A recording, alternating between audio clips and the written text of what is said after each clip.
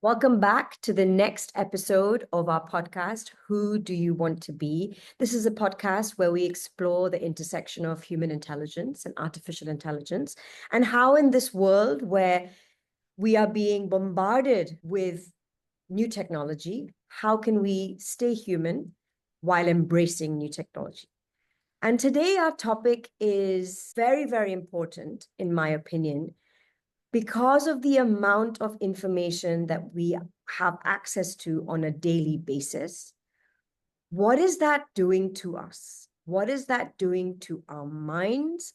What is that doing to our ability to focus? And what are we doing with this information? For me, I am very overwhelmed by all the information that I receive on a daily basis, not only technology or AI related. AI itself is giving me information that I'm overwhelmed with.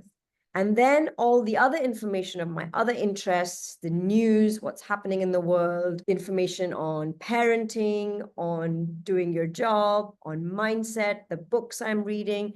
There's just so much information that we want to consume, and that there's information that is being thrown at us, that I personally feel that we're in a state of information overload.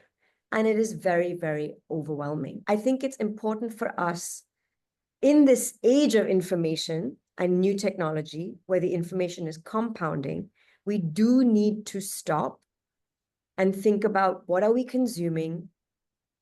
Where's our focus going? And what can we do to manage what we're consuming so that we can manage our focus and actually do something with what we're consuming? That was like a very big analogy.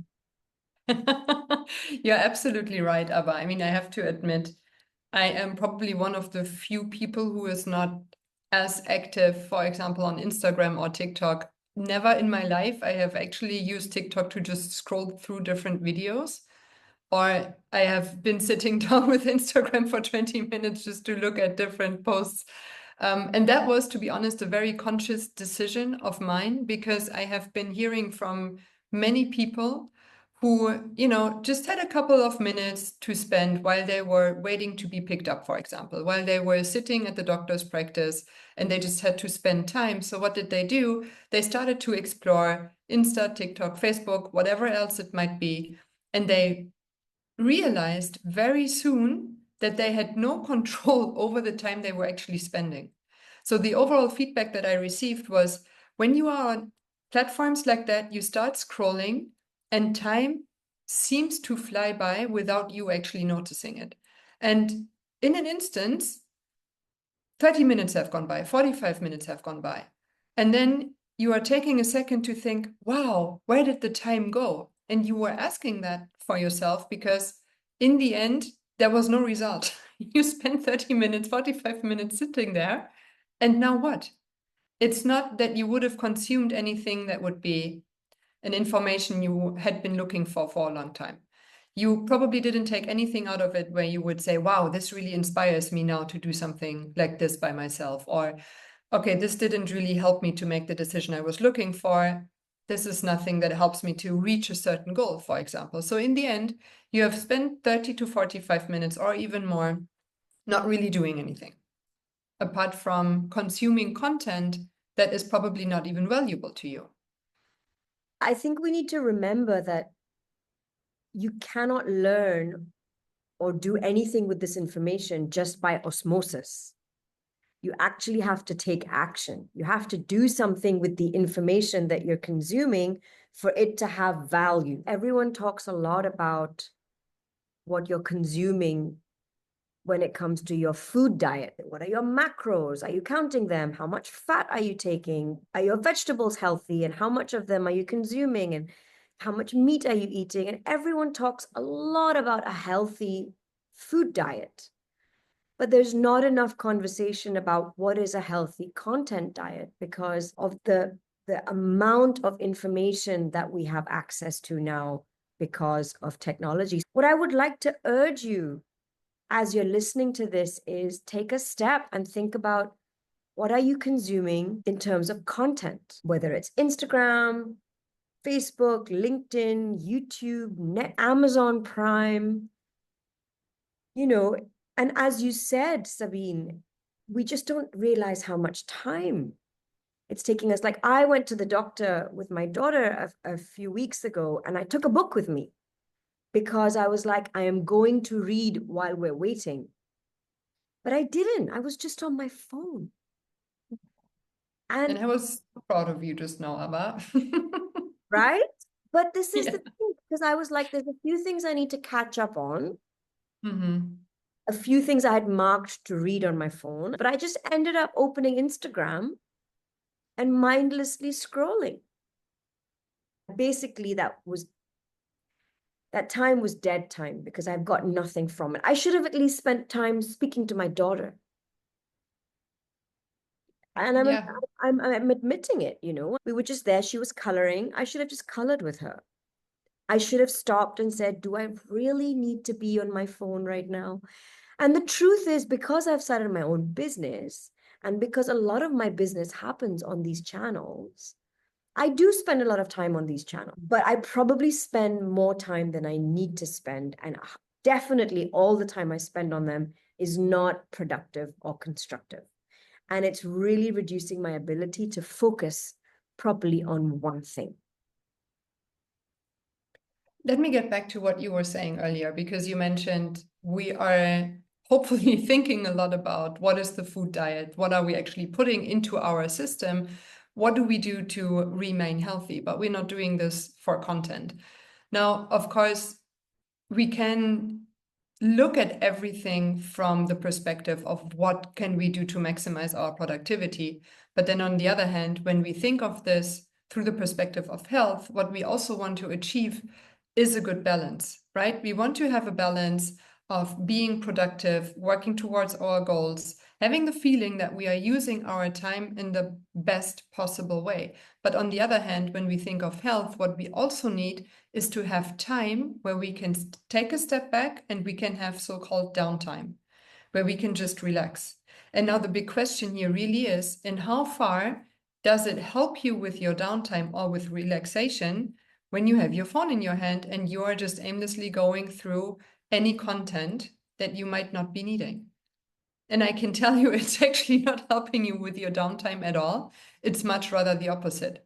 When we keep our brain entertained with all of these short pieces of different information, our brain doesn't get to take a break at all. But this is exactly what our brain needs at times, specifically when we have a window of so-called opportunity, when we are sitting, as in your example, in the doctor's practice. This is our opportunity to actually relax our brain, put everything aside, let it even be the book for a moment, and just sit and take a look around. Just take in the environment that we're in. Take a look at the furniture, the different colors. Take a look at the people that are walking by.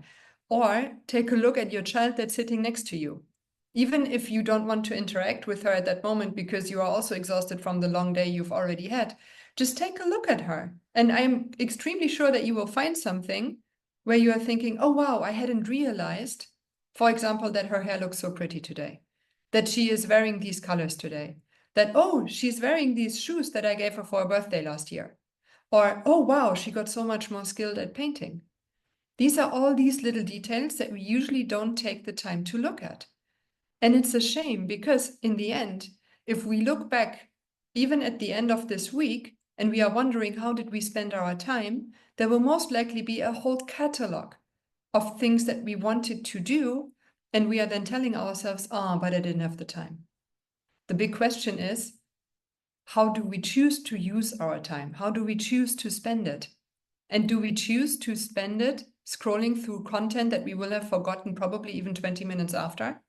Doesn't sound like the best choice to me, to be very honest with you.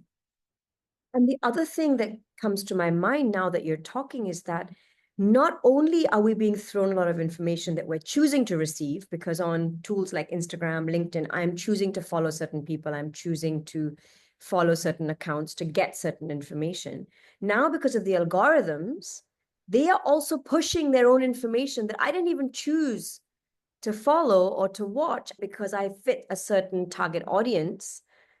And that channel or the ad wants to be put in front of me. So that's just adding another layer of unnecessary information being thrown our way. We're not even choosing to consume that, but it's being thrown at us. And pros and cons of this, of course, but I think we're in this day and age where the amount of content that we're going to have access to is only going to increase.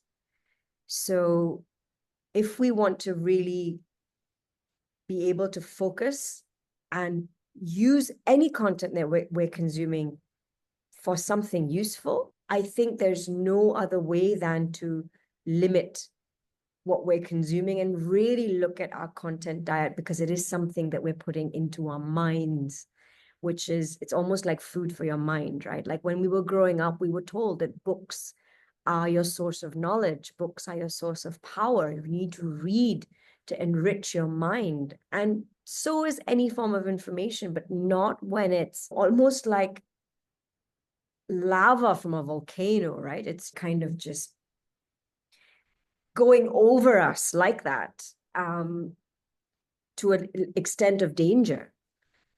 So this episode really is for all of us to think about what we're consuming, why we're consuming. And I don't know what the solution is. My children always tell me, "Mommy, you're always on the phone." And the other peril of technology is that we do everything on our phones. We order groceries on our phones. We shop on our phones. We do children's school coordinations on the phone. We're getting school reports on the phone. Everything is on the phone. And that's why it's so easy. Oh, I'm just going to go online and check what the WhatsApp group is saying about my child or what she needs to do tomorrow. And the next thing you know, you've opened Instagram after that and you're just scrolling. So I think one way to maybe stop doing that is set some kind of boundaries. Every time you pick up your phone in a social setting or when you're doing an errand or before going to bed or as soon as you wake up, maybe one way is to not look at your phone. I've started keeping my phone in the morning in a different room. So when I sleep at night, my phone is actually charging now in the study. So I don't wake up and I don't go to my phone because it's not even in the same room. So that's one way I'm trying to set some boundaries. Also, when I'm with the kids in the evening between 6 and 8 o'clock, my phone is not in sight. But I don't really know how else we can manage this because all our work is online and all this information is online, whether it's a computer or on our phones. And so I think it's a very, very conscious decision that we all need to stop and think about as we also set examples for our kids. That is true. I mean, ironically, if you think about it, the phone was invented to serve us and to make things easier for us. Now, what I've been observing so many times in, for example, hotels, in restaurants, and any other social setups, whenever a phone that is on the table is buzzing, people immediately reach for it. They don't really pay attention to the person that sits across of them or that sits next to them or the conversation they are having. Everything is being dropped because the phone is buzzing and demands your attention. So now the big question is, who is actually in control? Is your phone in control over you, or are you in control over your phone? And so what this leads me to say is that we need to have an intention. We need to have an intention to say, all right, I am using my phone today for these, and these reasons, and I'm not going to use my phone in specific time windows. For example, as you said, I love the idea to say, you know what, my phone is out of my room at night. For me, for example, that wouldn't be an option because I always want to be able to be reached in emergencies, but my phone is on night mode and I only have a few contacts where I can expect emergency calls, so they would get through. The rest won't get through, no message alerts, nothing like that. But on the other hand, what I love to do, for example, is that when I'm not ordering food, but I have the time to go out into grocery shopping, I'm leaving my phone at home. Or when I go out to walk the dog, I'm leaving my phone at home. For some people, that might almost feel like I'm amputating a leg because they are not used to not having their phone at all anymore. But I strongly recommend that we try things like these because, believe it or not, there used to be a time when we didn't have any phones on us. We managed everything we did without these little gadgets in our bags or in our pockets or in our hands. And at the same time, when we're not exposed to our phone, we do have full control over our thoughts. We can really plan, we can become clear, for example, of what content am I actually really longing for? What is that kind of information that I would love to consume today? And then with intention, I am looking for that particular piece of content. And what that also gives me is a satisfaction that when I consumed that piece of content, I have gotten what I was looking for, which is a result that I'm completely lacking when I'm just, taking my phone and starting to scroll through Instagram simply because it's so convenient. And this is a very interesting thing when you think of neuroplasticity as well, because what we have in our brain, the space that we can use for all the information that we are managing, for our memories, everything else, is competitive. So that means our brain is constantly looking to be filled with the most relevant information. And the question is, what do you want to fill your brain with? Do you want to fill it with information that is really not relevant and you will never need it again? Or do you want to fill your brain with information where you say, yes, this is actually helping me to, for example, lead a healthier life, to make better decisions, or to feel better as well? Absolutely. And I think as we continue to be in this age of technology where it is going to get more and more, and we are going to see change, and we are going to be bombarded with more and more things, and it will be harder and harder to escape technology.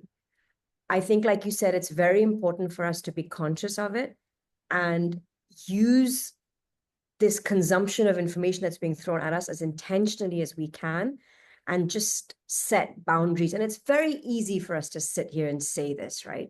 I'm not saying that this is an easy thing to do, but I think the beginning is just awareness.